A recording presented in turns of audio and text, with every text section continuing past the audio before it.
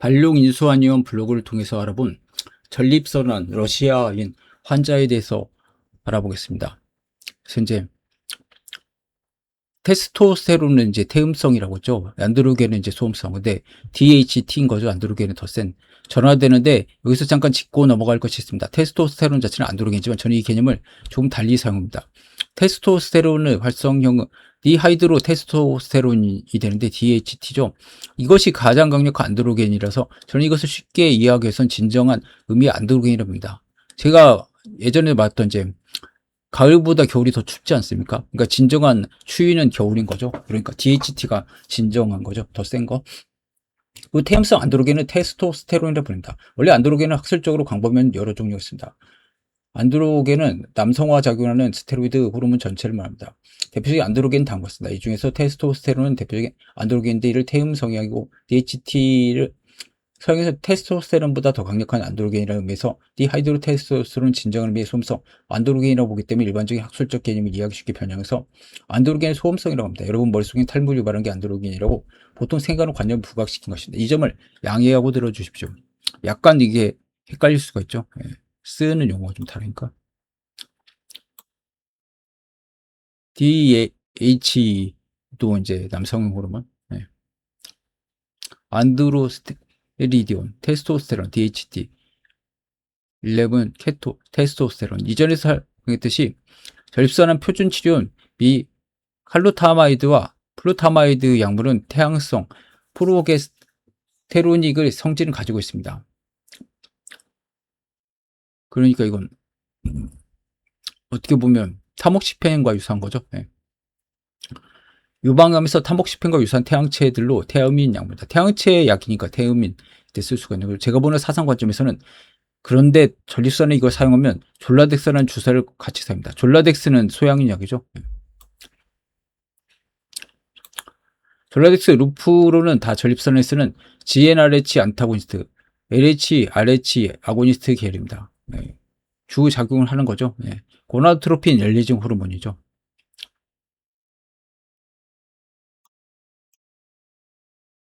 NCI에서도 전립선암 호르몬 치료선 루프로라이드와 고셀린을 써서 LH, RH 아고니스트로 분류하고 이 치료를 메디컬 캐스트레이션, 거세죠. 케미컬 캐스트레이션, 화학적인 거세라고 설명한다.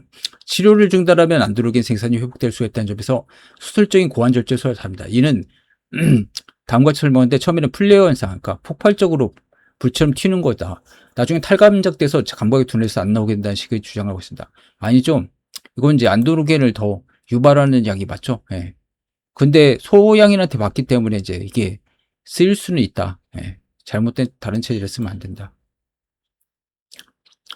소양 여성의 에스트로겐이 높아지는데 아로마테이즈 억제제와 함께 이 제가 말은 안드로겐 체제인 루프론이나 졸라덱스를 써서 지속적으로 암이 재발을 방지하고 억제한다. 그 효과는 안드로겐 효과입니다. 사상의학적으로는 에스트로겐과 안드로겐이 상반하기 때문에 에스트로겐은 불이고 안드로겐은 물입니다. 이것도 조금 이렇게 처음 아는 사람은 헷갈릴 수가 있죠. 주작이라고 해서 이제 사신도에서 세죠. 그건 이제 여름을 뜻하고. 그게 이제 어떻게 보면 여자 얼굴 그려지지 않습니까? 그리고 안드로겐은 이제 현무죠. 사신도에서는 겨울이고. 근데 남자 얼굴로 그려졌죠. 그래서 물로 불을 끄는 것입니다. 전립선은 물이 과도해서 얼어서 된 병입니다. 그래서 에스트로겐 불로 꺼야 되는데 안드로겐을 치솟게 하는 헬을 만들 처음에는 안드로겐이 불꽃처럼 올라가지만 나중에 그 헬이 땅을 다 말린다는 식으로 황당한 주장을 하는데 이게 말이 안 되는 거죠. 이는 제약업소들이 약물 사입을 해서 눈물을 쓰면서 밀어붙였다고 저는 봅니다. 그래서 바로 이 전세가 이 방법을 전립선을 사용하기 때문에 전립선 환자들이 실패하게 되는 것입니다. 이번에 마찬가지로 제가 전에 소개했던 서울대 분당병원에서 PSA 2422에서 전신 뼈저리 갔다가 2주간의 사망 선고를 받고 오신 분도 전립선은 오키덱토미, 그러니까 고환 절제 수술을 한 거죠. 이 약을 사용했기 때문에 전신 전이로 갔다고 봅니다. 그래서 여러분들은 저희 치료 원칙은 소양성이 불로 소음에 얼음을 녹인다는 원리를 가지고 제 글을 보시기 바랍니다. 소양성 약으로 치료를 해야죠. 태음인은 태음성이라서 태음인 억제는 플루타마이드와 칼루타마이드를 써서 테스토스테론이 억제가 되지만 소음인은 소음 DHT라서 이 약물 가지고는 억제가 안 됩니다. 태양성은 봄의 따스함이라 태음성, 가을의 서늘함을 없애는데 소음성은 겨울에 혹한이라서 봄은 따스함 가지고는 억제되지 않습니다. 그래서 플루타마이드나 비칼루타마이드를 안 되죠. 강력한 불인 에스트로겐이나 프로스카 같이 소양성 약물로만 억제됩니다. 이건 이제 탈모에도 쓸 수가 있죠. 네. 그런데 불행히도 이 약은 양성 전립선 비대에 사용한 약물로 알려지고, 예. 전립선 하면은 이전에 사용했는데 잘 안 쓰고 일부 선생님만 간혹 쓰는 분이 있습니다. 분당화저도 한약과 이 프로스카를 사용해서 7에서 4년 이상 연장을 한 분야입니다. 그건 이제 서양적인 거죠. GnRH 리셉터를 자극한다. 피추터리 고나도트로핀 릴리징 호르몬 리셉터를 자극해서 그래서 황체 호르몬과 여성 호르몬을 증가시키고 초기에는 테스토스테론 플레어가 돼가지고 이제 계속 투여하면 이제 탈감작되니까 오히려 이제 더 떨어진다. 테스토스테론이. 그래도 쓸 수가 있다. 그런 논리인데 말이 안 되는 거죠.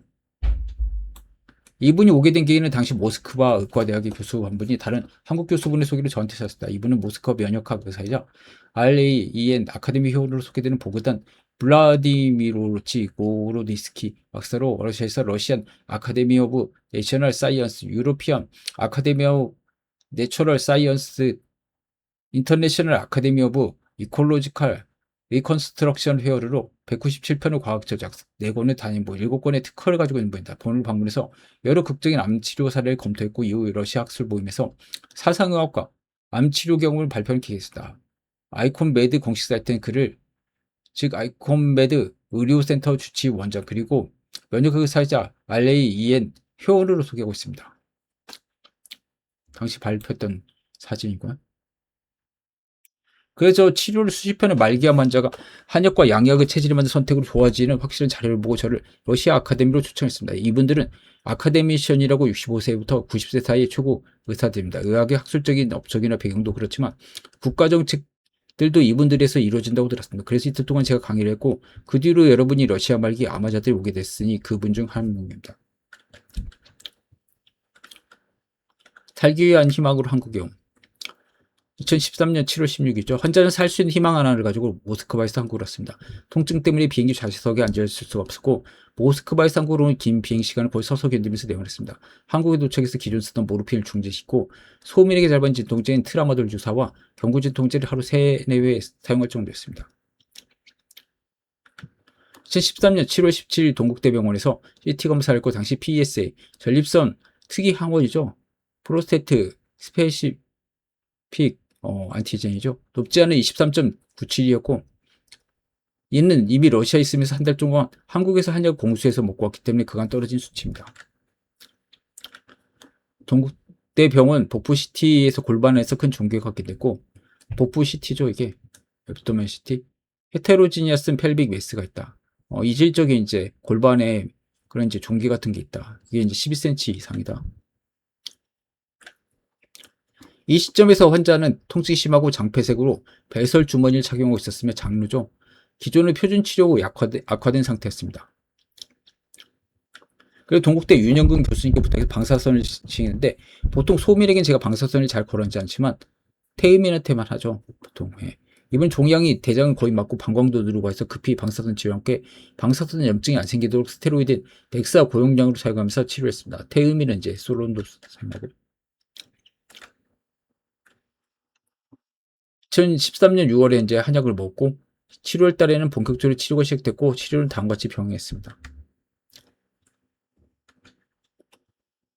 그래서 이제 그 방사선 치료죠. 67.5 그레이 30번 했고 그레이 데일리 도스는 2.25로 했고 그다음 이제 한약을 했고 그 다음에 침치료를 했다. 실현 도중에 2013년 7월 28일에 벌써 통증이 사라져 진통제 끊었습니다. Pain disappear and no analgesics. 그래서 진통제가 이제 필요하지 않다. 통증이 사라지고 이전에 하루 4회 진통제를 사용했고 앉지도 못할 정도인데 치료 비교적 빠른 시기에 통증이 소실된 겁니다. 한 달 뒤인 PSA 2013년 8월 16일에 추적 CT에서 골반 종괴 크기가 확연히 줄어들었습니다. 조개는 13 곱하기 8cm 정도 큰 종괴인데 영상상 뚜렷한 감소가 관찰됐습니다. 줄었죠? 네, 여기 지금 다 막고 있는데 여기는 지금 이제 그 고관절 그 뼈죠? 네. 대퇴. PS 수치도 없습니다. PSA 10.89로 정상 범위는 기록상 0에서 3인데 많이 줄었죠. 20에서. 그러니까 종양 부피는 대략 50ml에 200ml로 한 40%가 줄었습니다.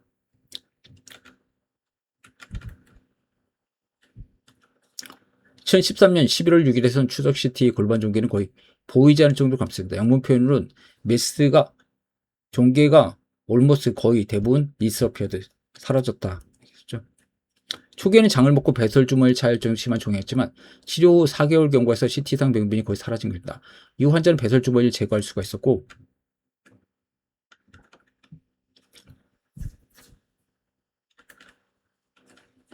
회복된 상태로 러시아로 돌아왔습니다. 한국에 있을 동안은 한약을 사용했고 이후 4달 정도 한약을 주문해서 복용했습니다. 그리고 한동안 소식이 끊겼는데 러시아에서 다시 재발하자 택소를 사용했던 모양입니다. 그래서 악화돼서 태음인 약이죠. 돌아가셨는데 3년 정도를 더 연장한 것으로 알고 가족들이 고마워하는 이메일을 저에게 보냈습니다. 그동안 사상의학과 한 선생 덕분에 가족들이 몇 년을 더 잘 지낼 수가 있다면서. 만약 한국에 계셨다면 훨씬 더 좋은 결과가 있었을 텐데 아쉽지만 그간 많은 도움을 받아서 가족들이 서로 아껴줄 시간이 있었고 덕분이었다는 편지를 이메일로 보내왔습니다.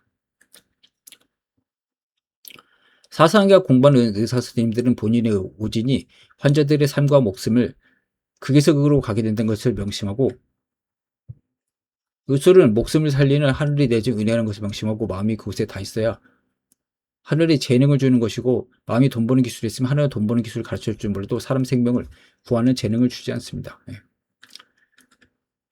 마침개는 당대의 시인 이백이 이태백이죠. 산에서 공부를 하고 이제 이 정도면 내가 문장을 완성할 수 있겠다면서 공부를 마치고 내려오는데 어디서 쿵쿵거리는 소리가 나길래 그곳을 쫓아가 보니 할머니 한 분이 절곡공이만한 쇠를 갈고 있어서 의아해서 물었습니다. 그 쇠덩어리를 뭘 하고 왔습니까? 아니 할머니가 내가 이것을 갈아서 침을 말리려고 하는 것이다. 마부작침이라는 부사성어죠. 예.